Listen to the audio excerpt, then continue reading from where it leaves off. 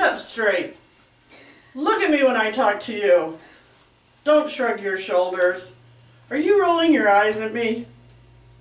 According to Academic One File, K. Sagnitha in November 11 published an article stating that Albert Maraba, pioneer researcher of body language, found that the total impact of a message is roughly 7% verbal,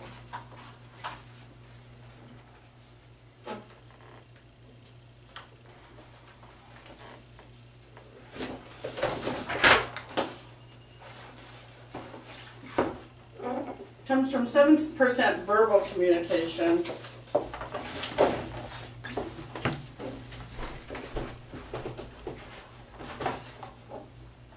38% comes from tone of voice, and 55% comes from body language or nonverbal communication.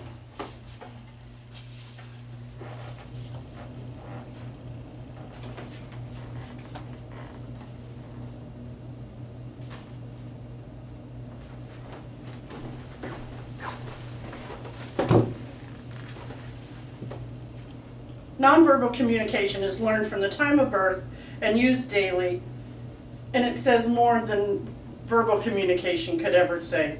We will eye the meaning of body language, focusing in on facial gestures as we wave our way into hand motions and our extremity mannerisms, examining their meaning and what they mean to others during the interpersonal communication. To understand nonverbal communication, we must first understand the meaning. We will look to Webster's online dictionary for this meaning. Webster's explains that body language is the gestures, motions, and mannerisms by which we communicate through nonverbal communication with others, such as shrugs, eye movements, hand gestures, body positions, head tilts, and facial expressions. The study of these nonverbal communications is called kinesis, and how they relate to the communication world. Having understood the meaning of body language, we can tip our minds into some facial gestures and what they may or may not mean. Lori Wilhelm, in her ebook entitled Express Yourself to Success, which was copyrighted in 2006, states that facial gestures are the easiest to read but often the most difficult. When somebody lowers their eyebrows, it means an assertiveness or a domination, anger, or annoyance, or it could be that they feel threatened. Raised eyebrows, on the other hand, means submissiveness and openness, or it could mean fear or surprise. When we look up with our eyes, we are thinking. If we look up and to the left, we're trying to recall a past situation or conversation. Looking up and to the right means that we're using our imagination and creativity, or it could mean we're lying. Squinting is done when someone is trying to decide the truth of the manner of which is being spoken about. Or it could be they're tired or the sun is too bright. We wink to greet people or to say, I get it. Or it may just be that that good-looking man or woman across the room is flirting with you.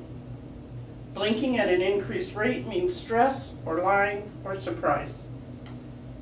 After eye-opening understandings of facial gestures and meanings related to communication, we can now grasp our hands on hand gestures.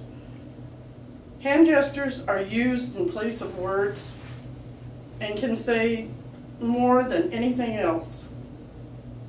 As we examine another chapter of Lori Helm's ebook, Express Yourself to Success, she states that we teach young children hand gestures when they are little. We hold our finger to our lip to tell them to shh or be quiet. We wave our finger side to side to tell them no, they shouldn't be doing something that they're doing. If we hold up one finger, we tell them to wait a minute. we hold up one hand and hold it out. We tell them to stop.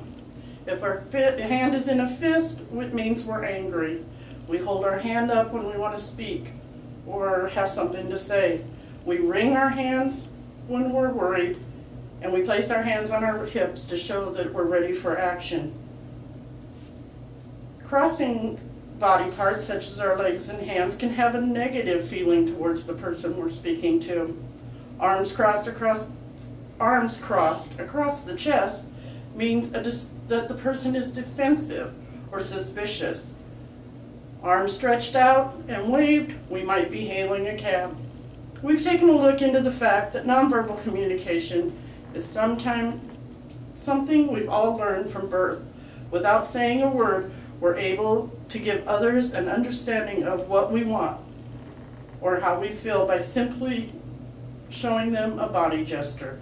Nonverbal communication adds a whole other dimension to interpersonal communication by the use of our eyes, face, fingers, hands, arms, and legs. Now knowing how nonverbal communication can be perceived in a message through body language, I hope you can understand why I demanded your undivided attention by asking you to sit up straight, uncross your arms, look at me while I'm speaking, and not roll your eyes or frown.